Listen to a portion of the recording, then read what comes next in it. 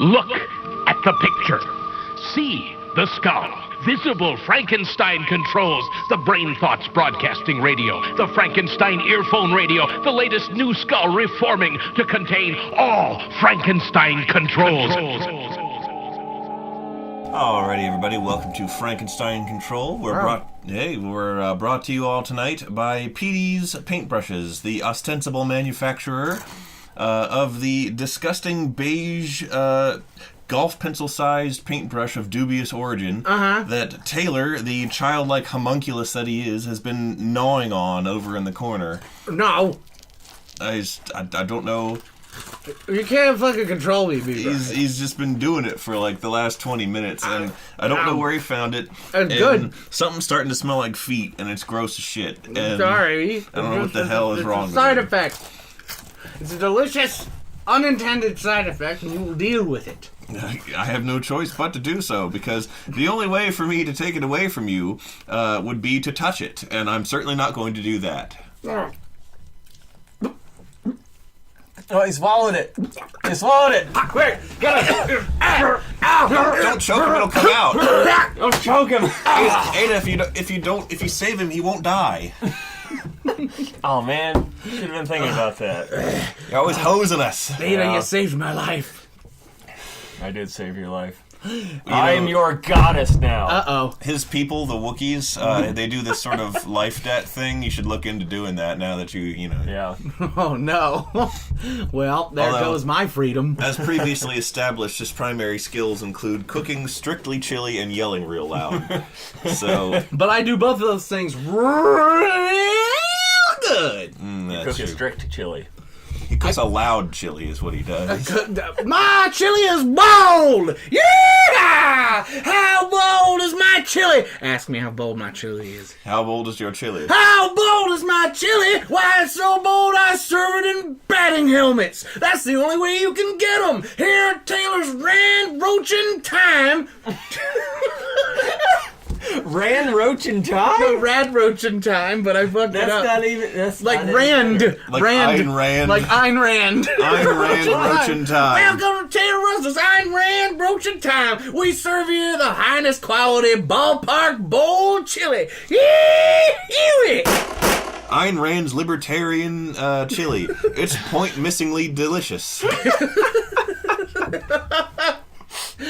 You can eat it anywhere or anyhow, and the government can't stop you.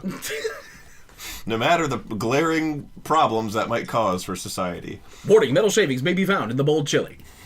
Well, there's no regulations to stop them. Because those have been, thank God, those are gone with. Thank goodness I did away with all those pesky regulations. Now, and if people don't want metal shavings in their chili, they can just choose one of the many other, brands of chili that has metal shavings in it, because those companies aren't regulated either. And everything's done on the cheap. Everything's done on the cheese. And your chili may have pieces of workers who've fallen into the vats and been rendered. Well, that's why we call it Rand roaching, because, frankly, I could only hire cockroaches, because they're the only ones who are willing to work at the Upton Sinclairian hellhole that you... Welcome to my Upton Sinclairian hellhole, which is also a fantastic stripper name. What started as a riff on Taylor's actual chewing on an actual disgusting beige paintbrush. That did happen. Turned into social commentary, as these things do. Yeah. That's just what you expect. That's what you goddamn want. Alright? We're dictating what you want, people at home. Because we're Frankenstein Control. We put the control in Frankenstein Control, and I'm controlling you to listen further. I'm your host, Taylor Russell, inventor of the hypnotic signal. It only hypnotizes pigeons and various species of fruit bat. But if you are one of those two things, welcome to the show. To my left is Ada Ship. What's got you so blue? I'm just trying to think of something related to what why'd you paint yourself blue is what I'm trying to ask Ada. I have been meaning to ask, but why'd I thought you it do might it? Be rude. I'm into it. It's good enough reason. And ahead it's just of me. my thing. It's what I do. Is it lead paint? Of course it is. It is cheap, so Between the lead paint and the lead shavings in the chili, that makes in front of me the 2/3 male man, B-Rye. I'm B-Rye, and I got a kitty. Oh, yeah, That's right. You got to go. Who's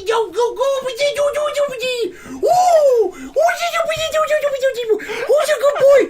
Well, you brought your cat, right? No. Well, then, I'm not bringing then what am I petting? I'm not bringing small animals around you. Lenny? What am I petting beneath the table? Oh man. It's our roommate, Grant. Hi, Grant. Hi, buddy. Listening. Hi, Grant. Oh, hey, man, Taylor, how you doing? One of our 3 fans. I didn't tell you to stop petting me, Taylor, oh man. Oh, well, I guess I'm going to keep doing that now, but the other 2 fans are the aforementioned Pigeon and Fruit Bat. Mm-hmm. And I will keep pronouncing it that way. It's funny. That's how you pronounce it. It's pronounced Fruit Bat. Fruit Bat. Everybody knows it. It's pronounced Flatermouse. Deflator Mouse. Is when you get rid of it. The weird babbling tangent you went down was clearly the Mad Hatter's disorder taking effect because of all the lead in his cans and this. It's from all this tea! I'm a parody of Ed Wynn, who no one will remember in 50 years. I'm not even a parody, I'm just Ed Wynn! I don't know who that is. He's case in point. Yeah. Well, ain't that just the craziest thing? Oh! I think that's also what they based Wally Gator off of, right? Oh yeah, Ed Wynn. Yeah. And that whole there's many celebrities from the long ago times whose impressions of whom became stock voices that we now have, despite losing the original source person along the way. Wow. Yeah, you're right. Like. Who originally first went when something was going amiss? I think it's the Three Stooges. Because, I think so, but also I don't know. Like, might it have been a member of the Marx Brothers that I'm not familiar with? Might it have been another comedy troupe? Who knows? Karl Marx. It was Karl Marx. That's how we nailed it. Yeah, if you read the Communist Manifesto, there are a couple times where it goes. It's just it's written in Russia, so it's kind of hard to do that onomatopoeia. Yeah. It's written with a bunch of backward R's. Yeah. That's how that's pronounced. It's written in Bizarro World Impact font, otherwise known as Cyrillic. Also known as the language of pure evil if you're from the 80s. Yeah. And lived in America. That's the key point right there. That was like that Rocky movie where he fought the Russians through boxing. Because they made, I think it was Rocky, 3? Maybe 2? You know what's ridiculously stupid? The hilarious Russian Superman. Oh, yeah, what was his name? Ivan. Rebrov. Was it Ivan Drago? It might have been Ivan Drago. I think that sounds right. It was Khal Drago. Khal Drago. So I have that Crown name for in my head. Kingsky. No, what's incredibly stupid is that... Zangief. Zangief. Yeah, there you go. He's the Red Cyclone! He rocked us like a hurricane. I always thought Zangief was like, I don't know, from Chechnya or something. He's satellite state of USSR at time. So technically still Russia. It's satellite, like Sputnik! And also Laika! It was Icy Dog Satellite. Oh no. Brought to dark place I have. This offensive episode towards Russians is brought to you by collusion. She's not icy. I'm pretty sure she burned up on impact. Or in a re-entry. That's also what we put in the Rand Roachin bold chili. Oh my god, there's a really... Actually, this is almost too disturbing to mention. Maybe we won't talk about that.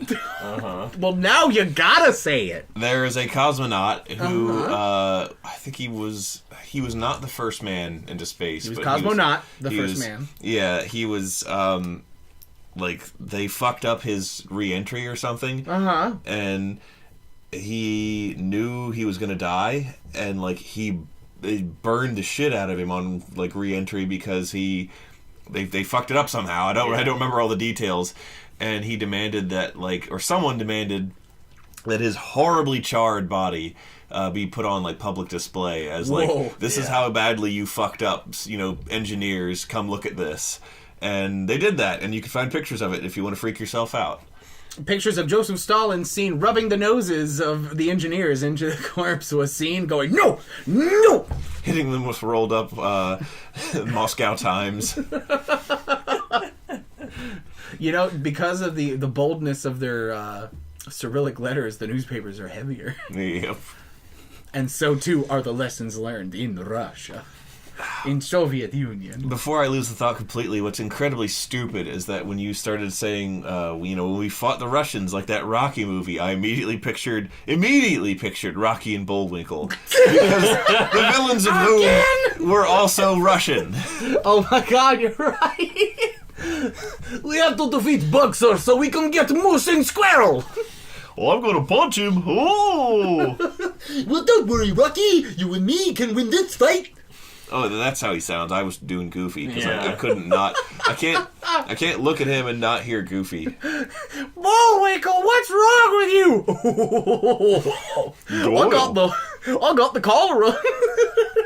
What? I got it. It hurts when I pee.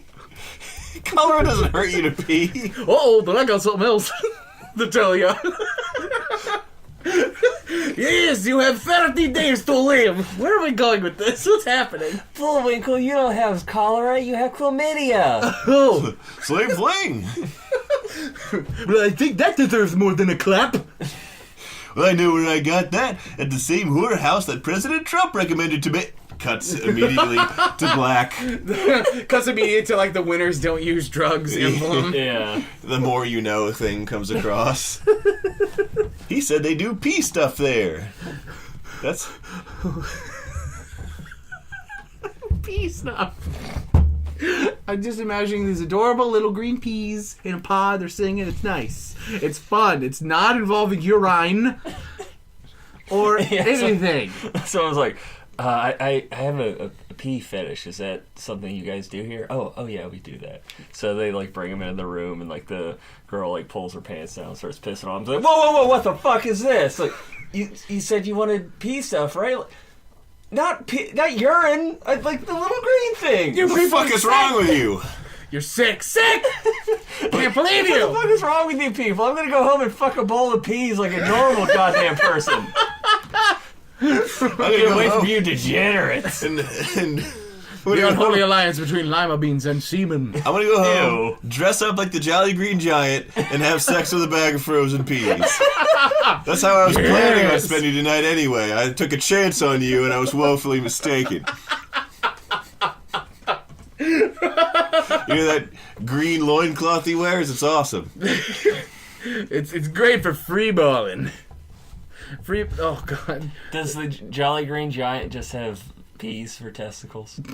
One can only hope. Or I'd be Brussels disappointed sprouts. if he didn't. Actually, if he's like a plant man, does he just have A stamen? Yeah, like flower parts underneath the loincloth, or what? One would assume. He has a George O'Keeffe painting underneath his leg. Exactly. He has two massive cabbages and a big old eggplant hanging down.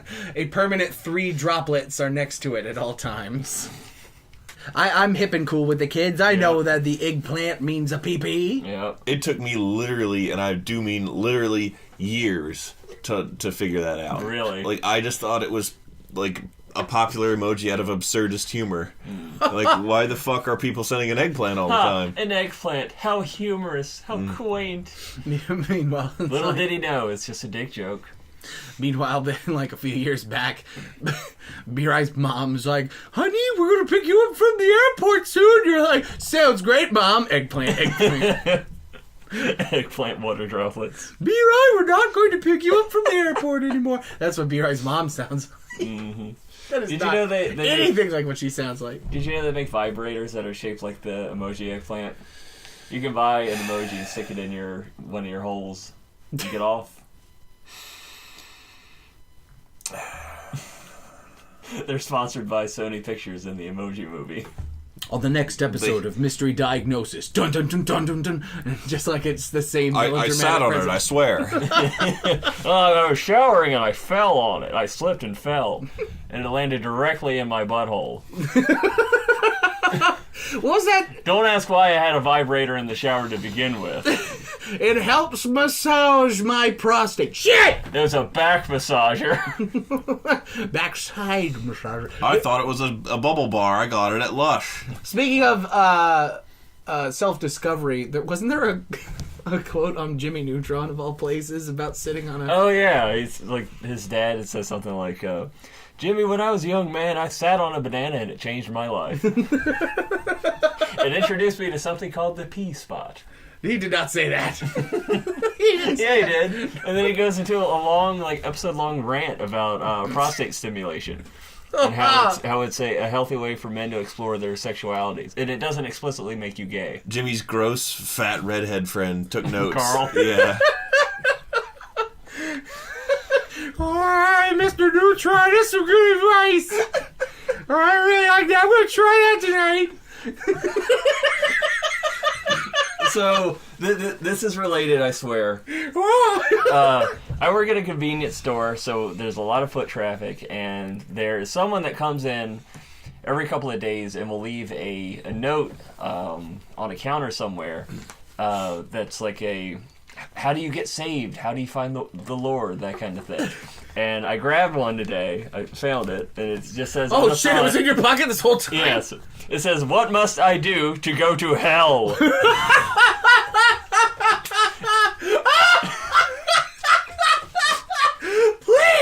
Please make this part of the thumbnail. Is it a chick People tract? need to know how great this is. I did find a chick tract once, and I didn't keep it, and I regret it. This is so much better. But the Look reason... at this thing, it's great. The reason I bring it up is because when you open it up to reveal the answer, what must I do to go to hell? The answer is talk about Jimmy Neutron's dad shoving things up his butt on your podcast. That's how you get into hell. Well, and that's why I led us to this to that particular conversation. Now we're all going to hell. Go to hell. Now we're all going to hell, lady. You could have given us some warning. No. Aw. you're going to hell, Jimbo. You're going to hell. What makes you think you deserve that? You're a sinner.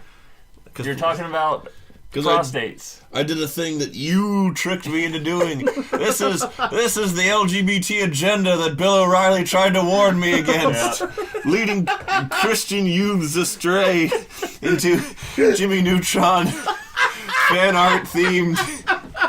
And the best part is since I tricked both of you into coming with me, I get a commission discount. So I get a $20 gift certificate to Bed Bath & Beyond. So I'm going to have a bubble bath, and you guys can't. In hell. I just imagined, like, maybe Sean Hannity just, like, red face, screaming, looking alarmed. I just found out that trans people get to choose one person at random to drag to hell with them.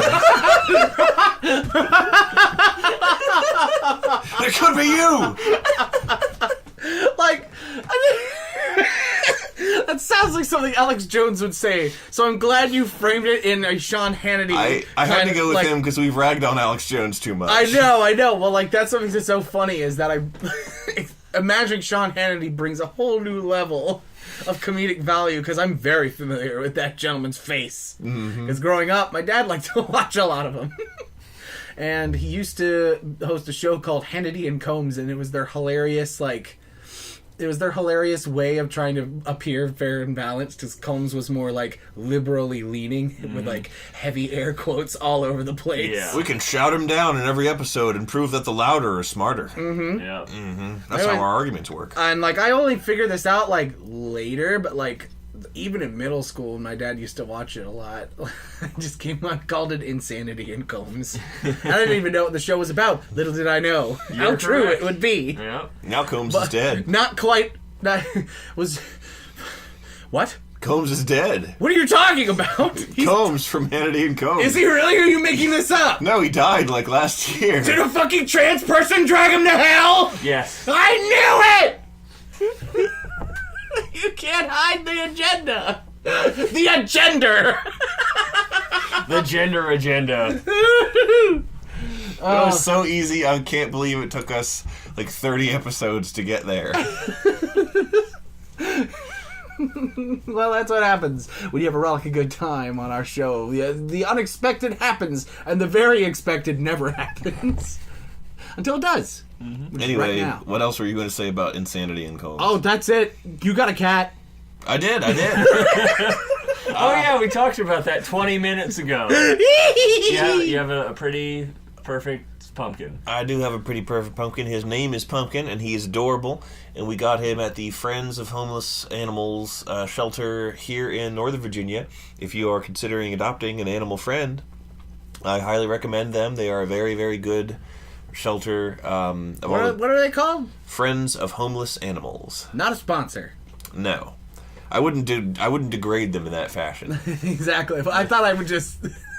Was it called? Disclosure. Yeah. Might as well throw that in there. Yeah, no, All right, Friends of Homeless Animals staff, we're all gonna watch this new episode of a podcast that we sponsored. Yeah. It's just Not as much. going to hell, prostate. Here's a bunch of baggage you didn't sign up for, tacked on, just because. Oh my god. No, they're just a good shelter.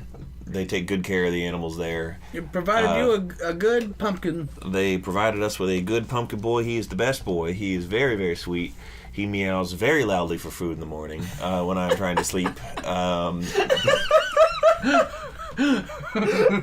love how you list that with all like the positive qualities. Just, he's so cute, he's cuddly, he's really friendly, he meows a lot and doesn't let me sleep. It's just in the morning when what Lissa terms his pumpkin food alarm goes off, and he's like, "It is vaguely daylight time, and I am a cat and have no concept of clocks. Yeah. It is time for It is time for food now, please. If I am vociferous enough, you will provide." If he's phosphorus enough. And He glows? You got a fucked up cat. no, he's a good boy. He's a very, very good, sweet boy, and we love him. And he has very pretty Halloween orange-colored eyes. Yeah. And I look forward to going home and seeing my loving family asleep Lissa and asleep Pumpkin.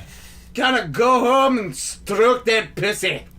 Well, he sleeps with us every night, and last night, I'm not going to address that. I'm not going to I know. dignify that other You response. should have seen the sheer apathy beer I presented at me. It was visual. It might have been audible. Not even a smirk. Also not a sponsor, though audible.com, you sponsor anybody. Come on, baby. Anyhow, Lissa, she's always afraid she's gonna roll over on him. Yeah. And it's not a very realistic fear. It's one that naturally is, overprotective as you are towards something you love. It's one that we worried about, but I just don't see it happening. And if you do, it'll scratch the shit out of you. Yeah, well, he'll just move. Yeah. And he'll just Lissa rolled over and he just and I, who am awake at all hours, saw this, and one of her limp elbows dropped and lightly bopped him on the head, and he went, Oh, that's adorable. and just looked mildly like, what the hell? Hey. Wait, actually, speaking of you two in hilarious sleep attire, talk about the bug. The weird bug in the... Oh, yeah, there was a weird, apparently Lissa's been finding these weird bugs in our bedroom. Uh-huh. And, I've never seen one, but she finds them and freaks out about them and, throws them out the door onto the porch. And, she's like, oh God. And she got it in, a weird, little box, I think, from one of her necklaces or something. And she got it, corralled in there. And even as, disquieted visibly as she was, and had just woken up and gotten up and was tired and not in the mood for such a thing, I did hear her audibly go, put him in a cup and take him outside. And then she went to go do that, and then she realized she was in her underwear, and then she's like, Brian, could you toss this bug out? I don't want to go out there onto the porch in my underwear. So I was like, all right, fine, I'll come over. And then I took him out onto the porch to dump him out, and then I realized I was in my underwear. And so I opened the box and slung him real hard at the ground, and I think he was fine. I slung the box hard, not to hurt him, but just to make sure he wasn't clinging to the box and would actually exit said enclosure. And then I just quickly closed and locked the door. The put him in a cup and take him outside part is from this awesome video. If you haven't checked it out yet, it's an animation called Story from North America. Mm-hmm. And it's funny, and it's weird, and you should check it out, because then you'll be quoting it in song format, too. in a similar situation of getting rid of bugs in your home. In your underwear. Little tiny home invade. Oh, yeah, in your underwear. Underwear is a very important part of that video, though it's never expressly mentioned in lyrics. But you'll find out what all this screaming's for. Yep. I mean, not the screaming on this podcast. You'll never know what that's for. Well, we know that's why it happens. It's because you're here. That's true. You have problems. Ada and I did a couple episodes without you, and there's no screaming in them. Yeah. Well, It's a true and tested event that's real. yeah, you know what? They're also our best-rated episodes, so fuck you! Wait a minute. Actually, it's not. Oh. Well, thank you! Thank you, fans. You know truly what the best part of Frankenstein Control is. My lovely opera voice.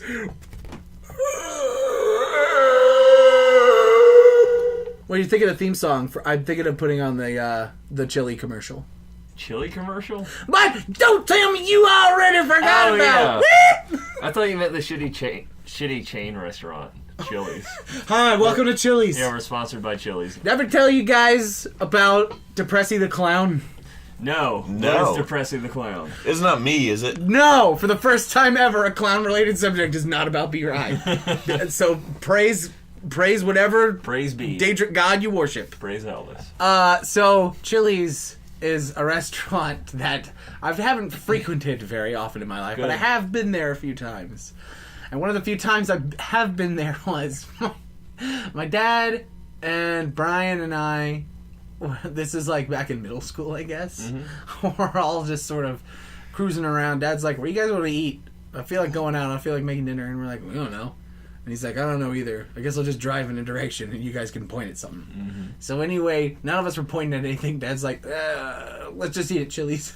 And we're like, "I've never been to a Chili's, so sure. Maybe we can get the baby back ribs with barbecue sauce." Come to Chili's. It's where you settle. Well, it certainly felt like it and then some, because we went in there and first off, I know it was a fun night. Now I know it was a fun night because your server was also the host. There was no fucking host on duty, so the server just came up and he's like, "Let me take your table." And so the only way I could describe this man that we were doled out.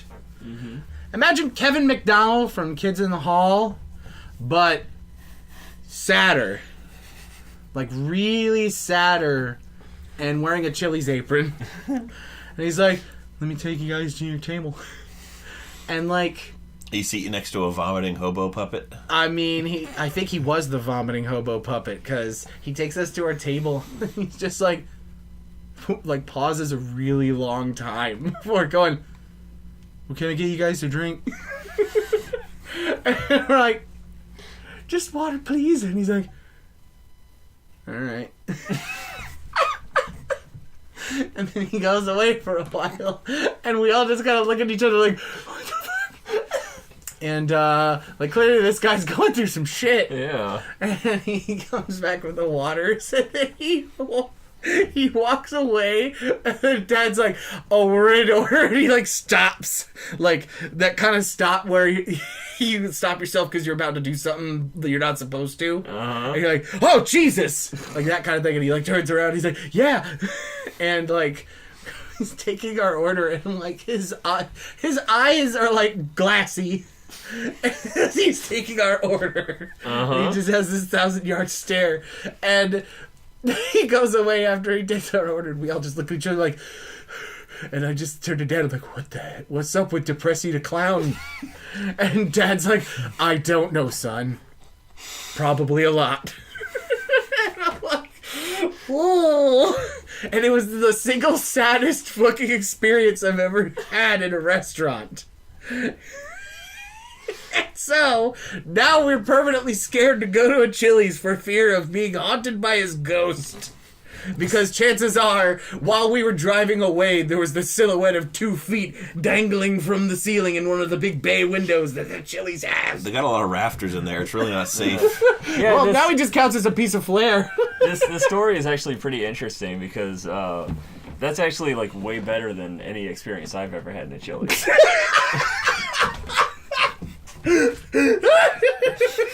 Like I'm listening to this, I'm like, when is it gonna get bad? And I'm like, oh, It is bad. it's really bad.